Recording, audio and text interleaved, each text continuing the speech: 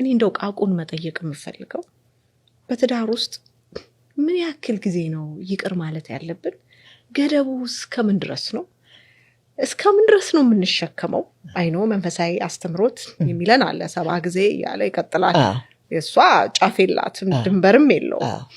ግን በትዳር ውስጥ እንደ ሰውኛ እንደ ስጋ እንደለበሰ ደግሞ ምድር ላይ እንደሚኖር ሰው ስንቴ ነው ይቅርታ ማድረግ ያለብን አብሮን ከሚኖር የትዳርም የፍቅርም አጋራችን ጋር?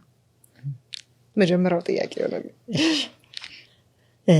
ይቅርታ እንደ ወደዚህ ከመሻገራችን በፊት በትዳር ውስጥ ይቅርታ ምንድን ነው ብለን ብናስብ ምንድን ነው በትዳር ውስጥ ይቅርታ ምንድን ነው?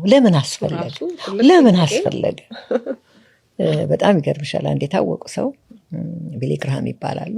ታዋቂ ሰው ናቸው። ምን አሉ? ሚስታቸው ተጠየቁና ይቅርታ ምንድን ነው ብለው ጠየቋቸው። the union of two forgivers አሉ። የሁለት ይቅርታ አድራጊዎች አንድነት ነው አሉ። እንዴት? ሁለት ይቅርታ አድራጊዎች የሚኖሩበት ነው። አዎ። ምን ማለት ነው? ሁለት አጥፊዎች አብረው ነው የሚኖሩት ማለት ነው። ለዛ እኮ ነው የጠየኩሽ። አንዱ በዳይ አንዱ ተበዳይ ነው። እንዴት ነው ሁለቱም ይቅርታ የሚያደርጉ? አንዱ ይቅርታ ይጠይቃል፣ አንዱ ይቅርታ ይቀበላል። ግን ምንድነው? ሰው ሁሉ አጥፊ ነው። ሰው ሁሉ ይሳሳታል። በትዳር ውስጥ በጣም ትልቁ ጉዳት ሁለታችን አጥፊ መሆናችንን አለማወቅ። ምክንያቱም እኔ እንደውም አንዳንድ ጊዜ ምን አስባለሁ፣ ሰው የተጋባ ቀን ማሬጅ ሰርቲፊኬት ባይሰጥላለሁ። ማሬጅ ሰርቲፊኬት ለጨረሰ ነው የሚሰጠው። ይሄ ግን ለርነርስ ፐርሚት የተማሪነት ፈቃድ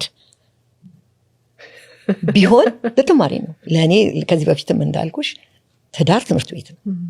ስለዚህ በትምህርት ቤት ትሳሳቻለሽ፣ ታጠፊያለሽ፣ ትፈተኛለሽ፣ ትወድቂያለሽ፣ ትነሻለሽ፣ ጥሩ ትሰሪያለሽ። ይሄ ግን ግራጁዌት የማይደረግበት ኦነር የማትደረጊበት እየተሳሳትሽ የምትማሪበት ቦታ።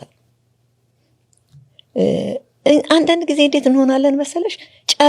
ትምህርት ጨርሰን እንደተጋባን ይመስለናል እና ኤክስፔክት አድርገን እንወጣለን። ፐርፌክሽን፣ ከባሌ ፐርፌክሽን፣ ከሚስት ፐርፌክሽን ተጠብቀን እንገባለን።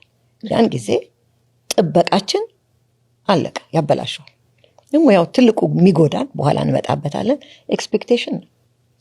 ብዙ ኤክስፔክት እናደርጋለን።